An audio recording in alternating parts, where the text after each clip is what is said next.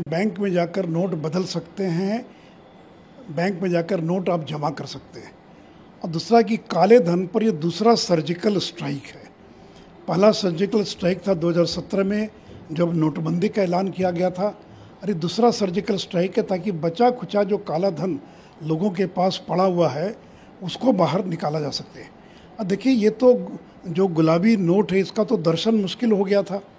मैंने तो राज्यसभा में शून्यकाल के दौरान इस मामले को उठाया था और मैंने मांग किया था कि इसको फेज आउट किया जाए, इसकी कोई आवश्यकता नहीं है। अगर अमेरिका, रूस, जर्मनी, जापान से लेकर दुनिया के तमाम बड़े देश अगर 100 के डिनोमिनेशन से काम चला सकते हैं, अमेरिका में तो 1000 का डॉलर नहीं है, 500 का डॉलर नहीं है, वहाँ तो सबसे बड़ा डॉलर 100 रुपये का, 100 का डॉलर है।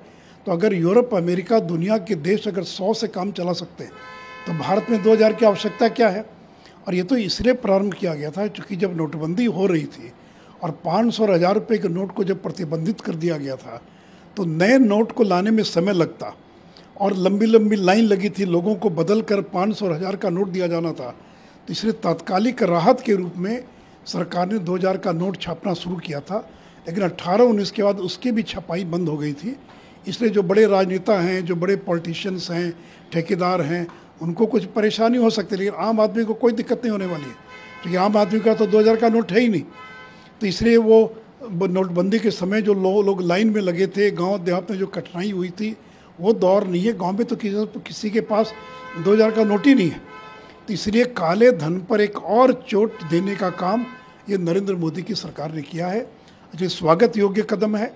और कांग्रेस के लोग अनाप शनाप बयान दे रहे हैं, वो कह रहे हैं कि इसकी आवश्यकता ही क्या थी। अरे भाई, जब 500-1000 का नोट बैन हो गया तो बदले में उनको मुद्रा देनी थी और 500-1000 का नोट छाप कर देना संभव नहीं था।